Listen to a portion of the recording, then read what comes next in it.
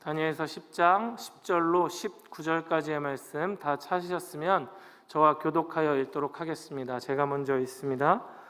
한 손이 있어 나를 어루만지기로 내가 떨었더니 그가 내 무릎과 손바닥이 땅에 닿게 일으키고 내게 이르되 큰 은총을 받은 사람 다니엘아, 내가 내게 이른 말을 깨닫고 일어서라. 내가 내게 보내심을 받았느니라 하더라. 그가 내게 이 말을 한 후에 내가 떨며 일어서니 그가 내게 이르되 다니엘아 두려워하지 말라. 내가 깨달으려 하여 내 하나님 앞에 스스로 겸비하게 하기로 결심하던 첫날부터 내 말이 응답받았으므로 내가 내 말로 말미암아 왔느니라. 그런데 바사왕국의 군주가 21일 동안 나를 막았으므로 내가 거기 바사왕국의 왕들과 함께 머물러 있더니 가장 높은 군주 중 하나인 미가엘이 와서 나를 도와주므로 이제 내가 마지막 날에 내 백성이 당할 일을 내게 깨닫게 하러 왔노라. 이는 이 환상이 오랜 후의 일임이라 하더라. 그가 이런 말로 내게 이를 때에 내가 곧 얼굴을 땅에 향하고 말문이 막혔더니 인자와 같은 이가 있어 내 입술을 만진지라. 내가 곧 입을 열어 내 앞에 서 있는 자에게 말하여 이르되 내 주여 이 환상으로 말미암아 근심이 내게 더함으로 내가 힘이 없어졌나이다. 내 몸에 힘이 없어졌고 호흡이 남지 아니하였사오니 내 주의 이 종이 어찌 능히 내 주와 더불어 말씀할 수 있으리까 하니 또 사람의 모양 같은 것 하나가 나를 만지며 나를 강건하게 하여 이르되 큰 은총을 받은 사람이여 두려워하지 말라. 평안하라. 강건하라. 강건하라. 그가 이같이 내게 말하매 내가 곧 힘이 나서 이르되 내 주께서 나를 강건하게 하셨사오니 말씀하옵소서. 아멘. 이 시간 시대를 향한 성도의 사명이라는 제목으로 함께 말씀 나누기를 소망합니다. 성경에 많은 인물들이 그러했지만 오늘 우리가 함께 살펴보니 다니엘이라고 하는 사람도 그가 살아온 삶의 흔적들이 참 파란만장했었던 사람이었습니다. 어린 시절 그는 포로로 잡혀왔으나 그 어린 나이임에도 불구하고 온 마음을 다하여서 온 몸을 다하여서 그가 믿는 하나님을 고백했었던 그런 어린 시절도 있었습니다. 또한 그의 인품과 주님께서 부어주신 그 탁월한 지혜를 바탕으로 총리의 자리까지 오르기도 했었죠. 나라가 바뀌고 왕권이 바뀌어도 그는 여전히 중용될 정도로 사람들에게 인정받는 사람이었습니다. 그런데 또한 그와 동시에 시기와 질투도 샀었기에 굉장히 고령의 나이에 아주 교묘한 계략에 빠져 사자굴에 갇히기까지 한 경험도 있었습니다. 그가 살아온 삶의 구비구비가 굉장히 파란만장했음을 성경이 우리에게 나타내 보여주고 있습니다. 그리고 이제 다니엘서 후반부라고 이야기할 수 있는 10장에 들어섰죠. 다니엘서 10장은 아마 다니엘이 그의 나이가 한 85살 전후가 되었을 당시를 배경으로 하고 있습니다. 물론 오늘날에는 85살 정도 되신 어르신들 가운데에도 무척이나 건강하고 사회적 활동을 왕성히 하시는 분들이 있습니다만 구약의 시대 때, 그러니까 고대 근동의 시대의 85이라고 하는 나이는 무척이나 장수를 했던 것이죠. 그런데 그렇게 오랜 세월이 지나도록 그가 결단코 변하지 않는 것이 있었는데 그것이 무엇이었냐면 다니엘은 믿음의 사람이었으며 또한 기도의 사람이었다라는 것입니다. 여러분, 세월이 흘러가면 흘러갈수록 사람이 바뀌어지는 상황이나 위치 그리고 나이가 들어감에 따라 변하지 않는다라고 하는 것은 무척이나 어려운 일입니다. 우리가 신앙이 엄청 뜨거운 사람을 보다가 그 사람이 어느 날 보니까 교회와 멀어지고 하나님으로부터 멀어지는 것을 주변을 찾아볼 수가 있잖아요.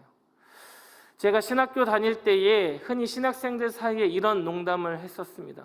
여러분, 신학교 4학년 재학하는 동안에 가장 첫 번째로 1학년 딱 입학하면 그 감격과 감사와 은혜와 감동이 있으니까 목사로 입학한대요. 그리고 2학년이 되면 그게 조금 떨어져서 장로로 학교를 다닌대요. 3학년이 되면 집사로 학교를 다니다가 졸업할 때쯤 4학년이 되면 초신자가 된대요.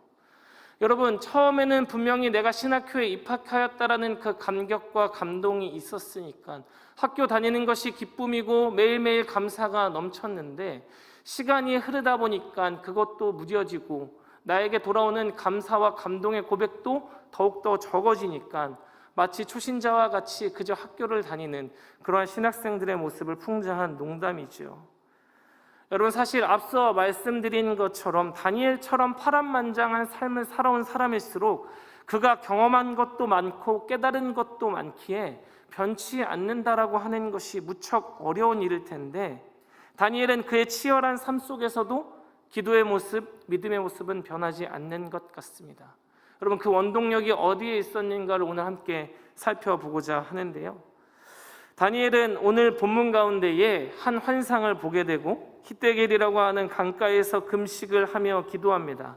뿐만 아니라 도저히 감당할 수 없을 정도로 아주 강렬한 만남을 갖기까지 하죠. 오늘 우리가 읽지는 않았지만 다니엘서 10장 4절에서 6절까지의 말씀은 오늘 본문의 배경에 대해서 이렇게 이야기하고 있습니다. 제가 읽겠습니다. 첫째 달 24일에 내가 히데겔이라 하는 큰 강가에 있었는데, 그때에 내가 눈을 들어 바라본즉 한 사람이 세마포 옷을 입었고 허리에는 우바스 순금띠를 띠었더라. 또 그의 몸은 황옥 같고 그의 얼굴은 번갯빛 같고 그의 눈은 횃불 같고 그의 팔과 발은 빛난 놋과 같고 그의 말소리는 무리의 소리와 같더라라고 이야기하고 있습니다. 횃불과 같은 눈과 순금띠를 띠고 세마포를 입은 하나님께서 보내신 사자와 다니엘이 만나게 되는 것입니다. 언제 어디서 만났느냐? 그가 히데겔이라고 하는 강가에서 금식하며 기도할 때에 하나님께서 하나님의 사자를 보내신 것이죠. 여러분, 이 천사의 모습을 우리가 집중하기보다는 다니엘이 히데겔에서 금식하며 기도할 때에 강권적으로 하나님께서 그를 만나 주셨다는 것에 조금 더 주목해 볼 필요성이 있습니다. 여러분, 이 히데겔이라고 하는 지역은 유다에 속한 지역이 아니라 이방 땅에 속한 지역이었습니다. 그런데 제가 앞서서 다니엘서 10장은 그의 나이가 85 정도 되는 고령의 나이일 때라고 말씀을 드렸는데요. 역사적으로 보면 이미 이 시기에는 포로의 귀환이 2번이나 거쳐간 후였었습니다. 그런데 그는 여전히 그의 발걸음이 이방 땅에 머물러 있었다라는 것입니다. 분명히 그 다니엘도 어린 시절의 경험이 있기에, 어린 시절의 기억이 있기에 고향 땅을 향한 사무치는 그리움이 있었을 텐데, 2번의 포로 귀환이 있었음에도 불구하고 그는 그토록 원하였던 고향 땅으로 가지 못하였고 여전히 히데겔에 머물러 있었다라는 것입니다. 여러분, 모든 동물들이 귀소 본능이 있거든요. 우리나라 어른들이 자주 하시는 말씀 가운데 집 나가면 개고생이래요. 우리가 어디를 멀리 오랫동안 떠나 있으면 아무리 좋은 곳에 있어도 어디 가고 싶어요? 집으로 돌아가고 싶어요. 다니엘도 어린 시절에 포로로 잡혀왔기에 고향 땅을 향한 그리움이 분명히 있었을 것입니다. 여러분, 우리나라도 실향민들이 많이 있으시잖아요. 특별히 얼마 전에 지나간 설날 같은 때 보면은 그런 실향민들을 집중해서 보여줄 때가 있습니다. 그분들의 소원이 무엇입니까? 내가 죽기 전에 고향 땅 한번 밟아보는 것, 잃어버렸던 가족들 다시 한번 얼굴 보고 죽는 것이 그분들의 소원이란 말이에요. 다니엘이라고 그러지 않았겠습니까? 고향 땅을 향한 어린 시절에 포로로 잡혀왔었는데 내가 어린 시절 자라왔던 그 예루살렘 성전과 아름다운 그 땅을 향한 그리움이 없었겠냐라는 것입니다. 그런데 왜 다니엘은 가지 못했던 것일까요? 하도 오랜 세월 동안 밖에서 살다 보니까 이제 익숙해져서 고향에 대한 그리움이 없어졌던 것일까? 아니면 그가 말 그대로 너무나도 노쇠하여서 이제는 기력조차 찾아볼 수 없기에 그저 주어진 환경 속에서 살아야겠다 다짐했던 것일까? 여러분, 그렇지 않습니다. 그것이 아니라 다니엘은 하나님께서 다니엘에게 맡기신 특별한 사명, 그가 해야 할 일이 있었기 때문에 그러했습니다. 여러분, 사실 백성들이 2번에 걸쳐서 포로로 귀환했을 때에 그들에게는 수많은 어려움들이 산적해 있었습니다. 성전을 지을 수도 없었고 가난과 조롱과 반대에 부딪혀서 지쳐 낙심하고 있었거든요. 그런데 바로 그때에 사실 다니엘과 같은 사람이 가서 그들을 격려하기도 하고 그의 탁월한 경험과 능력을 바탕으로 얼마든지 힘이 되는 역할을 충분히 감당할 수 있었을 것입니다. 그런데 하나님께서는 그를 보내지 않으셨다라는 것이죠. 하나님께서는 느헤미야라고 하는 사람을 통하여서 성벽을 재건할 때에 행정적인 업무를 보게 하셨으며, 또한 학사 에스라를 통하여서 백성들에게 말씀을 듣게 하셨습니다. 선지자 학개를 통하여서 백성들의 그 어두워진 마음 가운데 다시 한번 불일 듯이 부흥을 일으키셨죠. 다니엘을 통하여서는 무엇을 하셨느냐? 그는 눈에 보이지 않는 뒤에 숨어서 하나님 나라를 위하여서 기도하게 하셨습니다. 그래서 그에게 환상을 보게 하셨고 히데겔에서 금식하게 하신 것입니다. 나라를 위하여서 중보하고 금식하며 기도했던 것이 바로 다니엘에게 주어진 사명이었다라는 것입니다. 여러분, 우리가 살면서 하는 아주 자주 하는 착각 가운데 하나가 무엇이냐면, 나라를 경영하는 것 아니면 정치를 하는 것, 이러한 것들은 나와는 상관없는 굉장히 뛰어난 사람들의 몫이라고 생각하기 마련입니다. 그냥 나에게 주어진 것은 투표나 제대로 하면 내 역할을 다 한 것처럼 생각하기 마련이라는 것이죠. 그런데 여러분, 우리에게는 무엇이 있습니까? 성도에게는 기도가 있는 줄로 믿습니다. 여러분, 우리는 기도로서 동참할 수가 있는 것입니다. 여러분, 우리 교회가 지금 새벽에 어떠한 것을 위해서 기도하고 있습니까? 대선을 위해서 기도하고 있습니다. 그냥 매 5년마다 돌아오는 대선이니까 교회로서 가만히 있을 수 없으니까 하는 기도입니까? 여러분, 그렇지 않습니다. 우리가 기도할 때에 주님께서 이 나라를 직접 통치하시고 운영해 나가시고 경영하시는 줄로 믿습니다. 성도가 시대를 가지고 태어나는 사명이 무엇입니까? 나라와 민족과 시대를 위해서 기도해야 한다라는 것이죠. 여러분, 이 나라가 주님이 통치하시는 나라, 주님이 경영하시는 나라, 주님 보시기에 합당한 일꾼이 선출되는 나라가 되도록 우리가 마음을 다하여서 기도해야만 하는 것입니다. 여러분, 성도에게 있어서 가장 적극적인 신앙의 행위가 바로 기도하는 것입니다. 여러분, 우리 교회가 언제나 나라와 민족을 위하여서 기도하는 그런 귀한 교회와 성도님들 되시기를 축복합니다.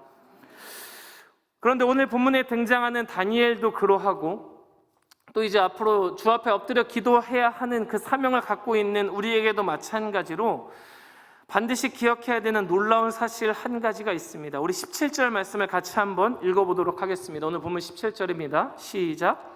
내 몸에 힘이 없어졌고 호흡이 남지 아니하였사오니 내 주의 이 종이 어찌 능히 내 주와 더불어 말씀할 수 있으리까 하니. 다니엘은 주님께서 보여주시는 환상을 보았습니다. 큰 전쟁이 있을 것이다라고. 물론 그것은 다니엘의 시대 때 펼쳐질 것이 아니라 먼 미래에 몇백 년 뒤에 벌어질 일이었습니다. 그 환상을 보고 열심히 기도하는 가운데에 하나님께서 천사를 보내주셔서 그와 만남을 가졌습니다. 그와 대화를 나누었습니다. 여러분, 우리가 예상해 보건대 기도를 하다가 천사를 만나면 새 힘을 얻어야 하는 것이 마땅하지 않습니까? 지쳐 있더라도 벌떡 일어나서 기쁨으로 그를 맞이해야 하는 것이 우리의 기대했던 모습일 텐데, 다니엘이 고백하고 있는 것은 전혀 다른 모습이다라는 것입니다. 내 몸에는 힘이 없어졌고 호흡이 남지 아니하였사오니, 말 그대로 육체와 영혼의 기력이 다 쇠한 모습이라는 것이죠. 여러분, 다니엘이 나이가 너무 많아서 그가 했던 금식의 여파로 인하여서 그의 몸과 영혼이 이렇게 다 호흡조차 멎는 것 같다라고 고백하는 것일까요? 여러분, 물론 충분히 그럴 수 있을 것 같습니다. 다니엘서 10장 2절과 3절을 보면 그가 새 이래 동안이나 슬퍼하며 좋은 떡과 고기와 포도주를 먹지 않고 기도했다라고 이야기하거든요. 새 이래, 그러니까 3주 21일이나 되는 시간 동안에 80이 넘는 고령의 나이로 금식을 한다라는 것은 결코 쉬운 일이 아닙니다. 그래서 17절 말씀처럼 그의 기력이 쇠하였다고 하는 것일까? 여러분, 그렇지 않습니다. 그렇다면 왜 오늘 본문 17절에서는 그의 기력이 쇠한 모습을 나타내고 있느냐? 그가 기력이 쇠할 수밖에 없었던 이유를 우리가 이해하기 위해서는 다니엘이 9장에 했던 기도의 모습과 한번 비교해 볼 필요성이 있습니다. 분명히 이전의 9장에서도 그가 하나님 앞에 민족의 죄를 대변하며 회개하며 엎드렸던 기도의 모습이 있거든요. 그런데 바로 그때에는 조금 다른 반응이 나타나 있습니다. 9장 21절과 22절의 말씀 우리 함께 한번 읽어보도록 하겠습니다. 9장 21절 22절입니다. 시작.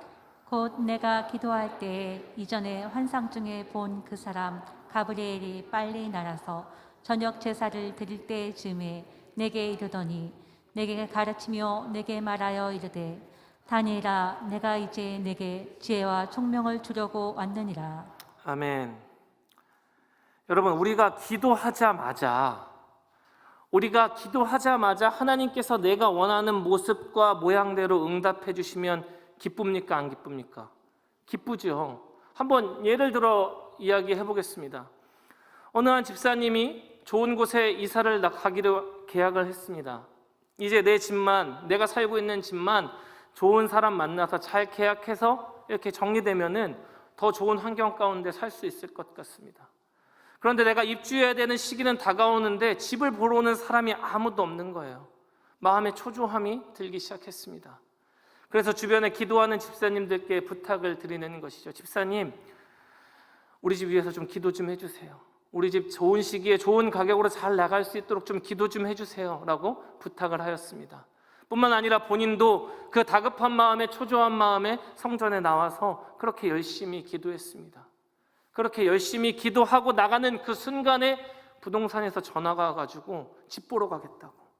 분명히 이전까지는 집을 보러 오는 사람조차 찾을 수 없었는데 내가 기도하자마자 하나님께서 나에게 원하시는 모습과 모양대로 응답하여 주시면 여러분 기쁩니까? 안 기쁩니까? 여러분들 신앙에 기쁨이 없으세요? 기도의 응답의 경험이 없으십니까? 여러분 기뻐요? 안 기뻐요? 기쁘잖아요. 그 다니엘이 9장에서 그가 기도하였을 때에 가브리엘이 빨리 날아서 라고 이야기하고 있을 정도로 그가 기도하자마자 하나님께서 천사를 보내셨는데 그가 느긋하게 오는 것도 아니고 허겁지겁 빨리 날아서 왔대요. 그리고 와서 그에게 하는 이야기가 무엇이었습니까? 내가 이제 내게 지혜와 총명을 주러 왔노라 라고 이야기하고 있습니다. 다니엘은 민족을 위하여서 기도하고 회개하고 엎드렸을 때에 하나님께서 즉각적으로 반응해 주셔서 너에게 지혜와 총명을 주러 왔노라고 가브리엘 천사를 보내셨습니다. 분명히 힘이 났고 기뻤을 것이 분명합니다. 여러분, 그런데 오늘 10장에서도 그는 환상을 보고 금식하며 기도하지만 전혀 다른 상황이 펼쳐지는 것입니다. 새 일에나 되는 동안에, 그러니까 21일이나 되는 시간 동안에 금식하며 히데겔 강가 이방 땅 가운데 있었는데 아무런 응답도 없었습니다. 그러다가 강권적으로 천사가 나타나서 하는 말이 그의 기력을 쇠하게 만들어 버렸습니다. 다 같이 오늘 본문 13절의 말씀을 함께 읽도록 하겠습니다. 본문 13절입니다. 시작. 그런데 바사 왕국의 군주가 21일 동안 나를 막았으므로 내가 거기 바사 왕국의 왕들과 함께 머물러 있더니 가장 높은 군주 중 하나인 미가엘이 와서 나를 도와.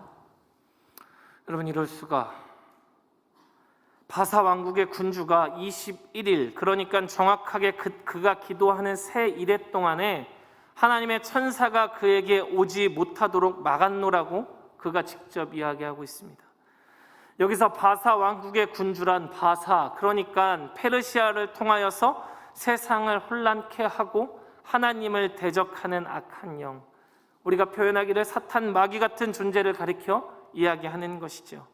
그 악한 영이 하나님의 사자를 막고 방해하는 바람에 21일 동안 다니엘이 기도하는 동안에 오지 못하였었고 겨우겨우 천사장 미가엘이 도와주어서 올 수 있었노라라고 이야기하고 있다라는 것이죠.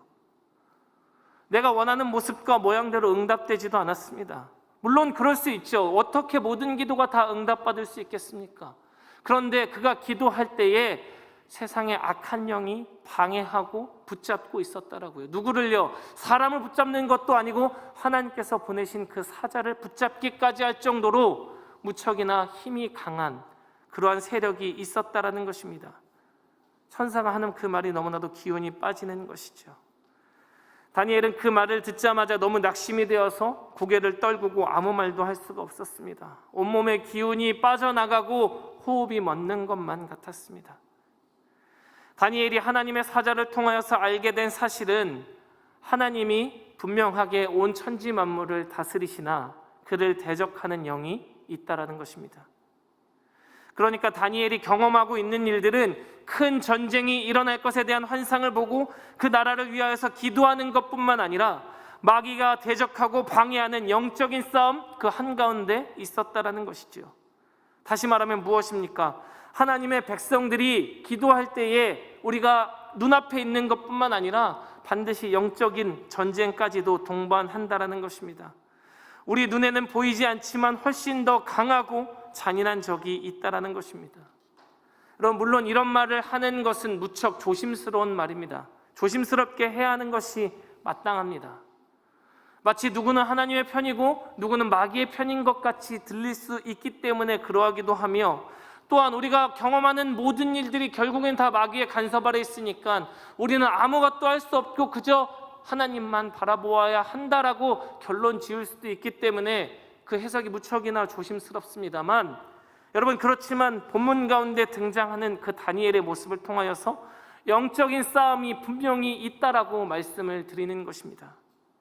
여러분, 사람이 도저히 감당할 수 없는 힘을 가진 적이 있고 그들은 끊임없이 우리를 참소하고 괴롭힙니다. 여러분, 이 마귀의, 이 사탄의 유일한 목적과 생각은 무엇입니까? 우리를 분열시키고 파괴하고 절망에 빠뜨리는 것입니다. 여러분, 그런데 이렇게 눈에 보이지 않는 영적인 전쟁이 구약의 시대에만, 다니엘의 시대에만 있었습니까? 여러분, 그렇지 않습니다. 신약 시대에 여전히 예수 그리스도조차도 시험하고자 했었던 것이 바로 마귀라는 존재이죠. 악한 영의 존재이죠. 여러분, 오늘날에 살아가는 우리들에게는 어떠합니까? 여전히 그 방해의 세력이 있지 않습니까?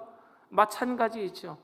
우리가 어떻게 해서든지 하나님 앞에 나아가지 못하게 하기 위하여서, 우리가 기도하지 못하게 하려고 우리 가운데 절망과 낙심만 안겨다 주려고 하는 그러한 공중권세 잡은 자들이 분명히 있다라는 것입니다. 그래서 성도에게는 끊임없이 하나님께 속할 것인가 아니면 세상에 휘둘릴 것인가 하는 시험과 장애가 계속하여서 삶 속에 펼쳐지기 마련인 것이죠. 여러분, 왜 이런 시험과 장애가 있습니까? 우리가 기도하지 못하게 하려고요. 우리가 기도하는 것은 하나님께서 가장 기뻐하시는 일입니다. 누가 그러시더라고요. 우리가 기도하기 시작하면 하늘의 천군과 천사가 찬양한대요. 그런데 반대로 우리가 기도하는 것을 가장 싫어하는 것이 바로 공중권세 잡은 자 사탄 마귀는 가장 싫어하는 것이죠. 왜 그렇습니까? 여러분, 기도라는 것이 무엇이죠? 내 삶의 주인이 내가 아니다라고 고백하는 거예요. 주님, 나는 도저히 살아갈 힘과 능력과 지혜가 없으니 주님께서 나의 삶을 인도해 주십시오. 주님 보시기에 합당한 모습으로 나의 삶을 이끌어 주십시오. 주님, 이 나라가 주님께서 친히 통치하시는 나라가 되기를 소망합니다. 그렇게 온 몸을 다하여서, 온 영혼을 다하여서 고백하는 것이 바로 우리의 기도란 말이에요. 그런데 세상에 속한 사람들은, 세상에 속한 그러한 악한 영들은 그렇지 않다라고 이야기하죠. 너의 삶의 주인은 여전히 너이다. 얼마든지 통제할 수 있고 제어할 수 있고 네가 원하는 모습대로 살아갈 수 있다. 이 세상은 우연히 펼쳐지는 것이고 너의 수고와 노력대로 얼마든지 그 대가를 받을 수 있을 것이고 즐겁고 쾌락적인 것들이 얼마든지 많이 있노라고 우리를 유혹하고 있는 것입니다. 여러분, 사랑하는 성도 여러분, 인간이 스스로의 삶을 통제할 수가 있습니까? 없습니까? 제어할 수 있을까요? 없을까요? 절대 그럴 수 없어요.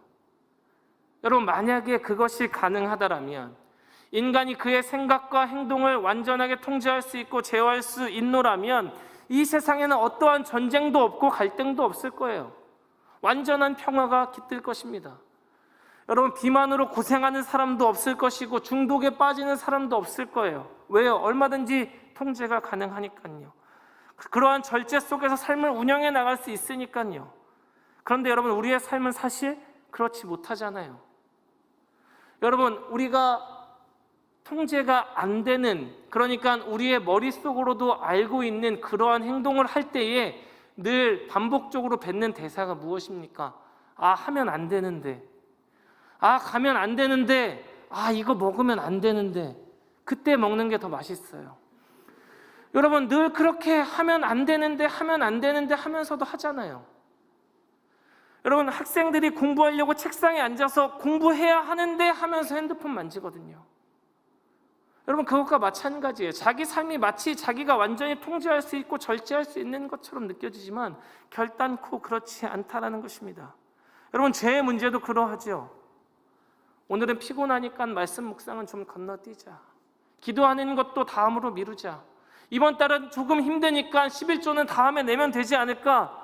내가 장로인지 집사인지 권사인지 저 사람은 모르니까 그냥 내 승질대로 살아도 되지 않겠는가? 여러분, 그렇게 죄와 적당히 타협하면서 살아가잖아요. 그렇게 통제되지 못한 채 살아가잖아요. 그러니까 우리는 하나님 앞에 매달릴 수밖에 없다라고 간절히 부르짖는 것이 기도라는 것입니다. 여러분, 저만 하더라도 얼마든지 통제 못 되어지는 삶 속에서 살아가고 있는 것 같아요. 여러분, 제가 교회 차를 가지고 업무를 보든 신방을 가든 이렇게 운전을 하며 나아갈 때는요, 굉장히 안전운전해요. 양보운전합니다. 왜요? 교회 차에 뭐라고 붙어 있어요? 양옆에 열방교회라고 엄청 크게 붙어 있어요. 혹시라도 제가 운전을 함부로 하거나 다른 사람의 눈살을 찌푸릴 만하게 운전하면 제가 욕먹는 게 아니고 교회가 욕먹고 성도들이 욕을 먹을까 봐 무척 안전운전하는 편입니다. 여러분, 그런데 제 개인 차, 제 차에는 붙어 있을까요? 없을까요? 붙어 있지 않아요. 그래서 제가 제 개인의 차를 운전할 때에는 교회 차를 운전할 때보다 조금 더 파이팅이 넘칠 때가 있어요. 여러분, 그런데 그렇게 얄팍하게 살아가는 게 우리들이라고요. 우리는 그렇게 살아갈 수밖에 없는 존재이니까 주님께서 책임져 주셔야 됩니다. 주님께서 우리의 길을 인도해 주셔야 됩니다라고 엎드려 자백하며 나아가는 것이 기도인데, 사탄 마귀는 그게 싫은 거예요. 그러니까 방해하고 넘어뜨리고 절망을 안겨다 주는 것이죠. 내가 나의 삶을 가치 있게 살아낼 수 없습니다. 그러니까 나의 주인이신 하나님께서 나의 삶을 주관해 주셔야 합니다라고 그렇게 열심히 기도하고 있는데, 당장에 내 눈앞에 놓인 것들을 놓고 기도하기에도 급급한 우리의 인생인데, 다니엘의 눈앞에는 지금 눈에 보이지 아니하는 그 거대한 사탄 마귀가 하나님의 사자의 발목을 무려 21일이나 잡고 있었다라고 말하고 있는 것입니다. 경건하게 살고자 하는 사람, 의를 추구하며 살고자 하는 사람에게는 참으로 답답한 현실이죠. 그는 고령의 나이임에도 불구하고 이방 땅을 향한 고향 땅을 향한 간절한 그리움이 있었음에도 불구하고 하나님이 주신 그 사명을 따라서 이방 강가에서 금식하며 나라를 위하여서 열심히 기도하고 있는데, 오히려 그 사단 마귀의 존재가 더 큰 산이 눈앞에 펼쳐져 있었다라고 이야기하는 것이죠. 무엇인가 큰 산 하나만 넘으면 해결될 것 같아 보였는데, 이것만 하면 무언가 좋은 것이 나에게 주어질 줄 알았는데 더 큰 게 남아있대요. 눈에 보이지도 않고 하나님의 사자의 발목을 잡을 정도로 아주 강력한 존재라고 이야기하는 것입니다. 여러분, 그러면 좌절할 수밖에 없잖아요. 절망할 수밖에 없잖아요. 여러분, 제가 우리 7교구에 속한 김덕기 집사님을 무척 사랑하고 존경합니다만, 예전에 우리 김덕기 집사님을 다르게 본 적이 한 번 있습니다. 같이 사패산에 등산했을 때였습니다. 저는 등산을 좋아하지 않는데 김덕기 집사님이 등산을 무척 좋아하셔서 함께 갔습니다. 그런데 모든 등산하시는 분이 그런지는 모르겠습니다만 다 왔대요. 거의 다 왔다라고 이야기하십니다. 여기만 넘어가면 끝이래요. 숨을 헐떡이며 넘어갔어요. 끝났을까요? 끝나지 않더라고요. 더 큰 게 남아있어요. 좋아, 여기까지만 더 큰 게 남아있어요. 목사님, 다 왔습니다. 넘어가기만 하면 됩니다. 언제 끝나는 거예요? 여러분, 그러면 절망할 수밖에 없잖아요. 다니엘이 바로 그러했다라는 것입니다. 금식하며 기도했습니다. 분명히 이전에는 천사가 가브리엘이 빠르게 날아와서 지혜와 총명을 주던 때도 있었습니다. 그런데 그가 21일이나 나라와 민족을 위하여서 간절히 기도했던 그때에 천사가 날아와서 말하기를 바사의 왕의 군주가 21일 동안이나 발목을 잡고 있었다라고 이야기합니다. 그렇기에 그는 호흡이 멎는 것 같은 어려움 속에 있었습니다. 여러분, 그런데 우리가 믿는 하나님께서는 성도가 그러한 좌절 가운데 있을 때에 우리를 어루만져 주시는 분인 줄로 믿습니다. 그렇게 그가 아무런 기록조차 없다고 말하고 있을 때에 하나님께서는 그에게 가까이 나와 주셨습니다. 오늘 본문 18절과 19절의 말씀을 함께 보도록 하겠습니다. 본문 18절과 19절입니다. 시작. 또 사람의 모양 같은 것 하나가 나를 만지며 나를 강건하게 하여 이르되 큰 은총을 받은 사람이여 두려워하지 말라. 평안하라. 강건하라. 강건하라. 그가 이같이 내게 말하매 내가 곧 힘이 나서 이르되 내 주께서 나를 강건하게 하셨사오니 말씀하옵소서. 아멘. 귀력이 쇠한 다니엘을 인자 같은 분이 만지며 그에게 힘을 주셨습니다. 여러분, 우리도 마찬가지잖아요. 자녀들이 아파서 축 늘어져 있으면 그 부모가 머리도 어루만져주고 볼도 만져주고 배도 쓰다듬어주고 다리도 주물러 주잖아요. 그러면 그 손길을 기억하는 자녀가 힘을 얻는 것처럼 하나님께서 절망 가운데에 마치 호흡이 멎은 것 같은 그러한 어려움 가운데 있던 다니엘에게 찾아와 주셔서 그를 만져주셨습니다. 그리고 나서 말씀하셨습니다. 큰 은총을 받은 다니엘아, 두려워하지 말아라. 평안하라. 강건하라라고 말씀해 주셨습니다. 여러분, 하나님께서는 다니엘에게 큰 은총을 받은 사람이라고 말씀해 주셨습니다. 우리 사랑하는 열방교회 성도 여러분, 주님께서 주시는 은총 받기를 사모하십니까? 그런데 사실 다니엘의 지금 상황이 은총과는 거리가 멀어 보이지 않습니까? 여러분, 우리가 생각하는 은총이라고 하는 것은 적어도 지금 다니엘처럼 기력이 다 쇠하였고 감당하지 못하는 좌절 가운데 있는 것은 아니거든요. 그런데 하나님께서는 다니엘을 향하여서 큰 은총을 받은 사람이라고 이야기하셨습니다. 이번 한 번만 이야기하시는 것이 아니라 다니엘에게 총 3번에 걸쳐서 이야기하시거든요. 여기서 은총이라고 하는 이 단어는 히브리어로 헤무다라고 하는 단어인데요. 여러분, 이 은총을 받은 사람이라고 하는 뜻은 조금 더 직역하자면 하나님의 입장에서 바라봤을 때, 하나님의 시선으로 바라봤을 때에 합당한 사람, 하나님 보시기에 기쁜 사람, 하나님께서 기뻐하시는 사람을 가리켜 이야기하는 것이죠. 여러분, 그러니까 다니엘은 고령의 나이였지만, 그리고 또 여전히 고향 땅을 갈망하는 마음이 있었을 테지만 그는 드러나지 않는 곳에서 나라와 시대와 민족을 향해 기도하게 하신 하나님의 사람이었습니다. 그가 살아온 모든 인생은 하나님이 보시기에 바람직한 인생이었고 귀한 인생이었으며 무엇보다도 하나님께서 기뻐하시는 사람이었던 것이죠. 그래서 하나님께서는 그를 향하여 절망 가운데 있던 다니엘을 향하여 큰 은총을 받은 사람이다라고 말씀해 주고 있는 것입니다. 여러분, 우리 열방교회가 이런 은총을 받는 교회와 성도님들 되기를 소망합니다. 세상에서 승승장구하는 것만을 바라는 것이 아니라, 내가 세상에서 떵떵거리며 사는 것이 나의 소망이 아니라 주님께서 나에게 은총을 베풀어 주시어서 주님 보기에 합당한 성도, 주님이 기뻐하시는 성도, 주님이 기뻐하시는 교회가 되는 것이 우리의 소망이 되었으면 좋겠습니다. 여러분, 하나님께서는 다니엘을 향하여서 은총을 받은 자라고 말씀하여 주시면서 두려워하지 말라고, 평안하라고, 강건하라라고 명령하고 말씀해 주고 있으십니다. 어떻게 보면 같은 말인 것처럼 보이지만 저는 개인적으로 거듭 반복하신 이 말씀을 통하여서 하나님의 마음을 느낄 수 있는 것만 같았습니다. 여러분, 절대로 낙심하지 말 것과 사탄 마귀의 끊임없는 방해 속에서 흔들리지 말라라고, 강건하라라고 이야기하고 있으십니다. 여러분, 그 근거가 어디에 있습니까? 아무리 방해가 있고 시련이 있고 장애가 있다 할지라도 그 마귀의 머리를 깨뜨리는 자가 우리의 주인 되신 하나님 아버지이시기 때문인 줄로 믿습니다. 여러분, 우리는 힘이 없지만 그분께서는 이미 창세전부터 우리를 택하여 주셔서 구원하기로 약속하여 주신 분이시잖아요. 여전히 그분께서 온 우주 만물을 통치하고 있잖아요. 마치 조금은 방해받은 것 같아 보이는 그 순간이 있다 할지라도 여전히 우리에게 승리를 가져다 주시리가 여호와 하나님이시기에 두려워하지 말라라고, 평안하라라고, 강건하라라고 이야기해 주고 있는 것입니다. 여러분, 다니엘도 마찬가지이죠. 주님께서 강건하라고, 두려워하지 말라고 말씀하셨을 때에 다니엘이 어떻게 되었습니까? 19절 하반절에 보면 내가 곧 힘이 나서 이르되 내 주께서 나를 강건하게 하셨사오니, 분명히 이전에 17절에 고백했던 그는 마치 호흡이 멎는 것과 같았더라고 모든 육체와 영혼의 힘이 다 소멸하였었노라고 이야기하였습니다. 그런데 주님께서 나와 함께 해주심을 확인시켜 주셨을 때, 확증하여 주셨을 때, 두려워하지 말라라고, 평안하라라고, 강건하라고 나에게 말씀해 주셨을 때, 내가 곧 힘이 나서 이르되 내 주께서 나를 강건하게 하셨사오니 말씀하옵소서라고 이야기하고 있는 것이죠.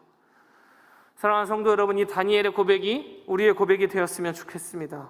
다니엘에게 두려워하지 말라라고, 평안하라라고, 강건하라라고 말씀하여 주시는 주님께서는 오늘을 살아가는 우리들에게도 은총을 부어주시며 강건할 것을 말씀해 주고 있으십니다. 그때에 우리도 새 힘을 얻을 줄로 믿습니다. 주님 내게 말씀하옵소서라고 담대하게 거침없이 나아갈 수 있을 줄로 믿습니다. 여러분, 오늘 설교의 제목은 혹시 기억하시나요? 오늘 설교의 제목은 시대를 향한 성도의 사명이라는 제목이었습니다. 여러분, 그 시대를 살아가는 모든 성도들에게는 하나님께서 세상과 구별된 사명을 주셨습니다. 여러분, 그것이 무엇입니까? 나라와 민족을 위한 기도입니다. 조국 교회를 위한 기도입니다. 다니엘이 그랬던 것처럼 오늘날을 살아가는 우리들 또한 나라를 위해서, 민족을 위해서 반드시 기도해야만 합니다. 왜 그렇습니까? 이 나라를 통치해가는 이가 오직 여호와 하나님 한 분이시기 때문에 그렇습니다. 여러분, 우리가 기도할 때에 하나님이 일하실 줄로 믿습니다. 여러분, 다 같이 한번 고백해 보실까요? 우리가 기도할 때에 하나님께서 일하십니다. 여러분, 믿으십니까? 여러분, 다니엘은 그렇게 기도하였었습니다. 무엇인가 잘나고 탁월한 사람만이 통치하고 경영하는 것이 아닙니다. 주님께서 하시는 것입니다. 그러기에 우리는 반드시 기도해야만 하는 것이죠. 다니엘은 고령의 나이였으나 하나님 앞에 겸비한 사람이었고 큰 은총을 받은 사람이었습니다. 그러한 다니엘조차도 기도할 때에 그 기력이 쇠할 정도로 영적인 전쟁을 치러야만 했습니다. E.M. 바운즈라고 하는 기도의 사람은 기도를 표현할 때에 그의 책에 서술하기를 기도는 노동이다라고 이야기했거든요. 왜요? 그만큼 치열하기 때문에요. 영적인 전쟁이 있기 때문에 그러한 것입니다. 오늘 다니엘은 그가 경험했던 어마어마한 기도의 세계는 나라를 위하여서, 조국을 위하여서 기도할 때에 영적인 전쟁이 있었음을 경험했었습니다. 여러분, 우리의 기도도 마찬가지일 것입니다. 나라를 위하여서 기도할 때에, 이 시대와 민족을 위하여서 기도할 때에, 교회를 위하여서 기도할 때에 수많은 방해가 있을 것입니다. 한국교회의 다음 세대에는 더 이상 소망이 없노라는 조롱을 들을 수도 있고, 코로나가 끝나면 떠나가버린 성도들이 돌아오지 않을 것이다 라고 이야기하는 그러한 낙심을 줄 수도 있습니다. 그렇게 기도하면 무엇인가 바뀌기나 하는 거냐고 조롱할 수도 있지요. 여러분, 그러나 주님께서는 우리에게 말씀하여 주고 있으십니다. 두려워하지 말라라고, 평안하라고, 강건하라라고 말씀하여 주고 있으십니다. 다니엘이 주님께서 그 어루만져 주셨을 때에 그가 새 힘을 얻고 주님 앞에 담대하게 나아갔던 그 모습이 오늘날에 살아가는 우리 열방교회의 모습이 되었으면 좋겠습니다. 여전히 나라와 민족을 위하여서 기도하며 어떠한 방해가 있다 할지라도 그 기도의 사명을 이뤄나가며 이 시대 가운데에 은총을 받은 교회, 은총을 받은 성도로서 살아가는 귀한 은혜가 넘치기를 주님의 이름으로 축원드립니다.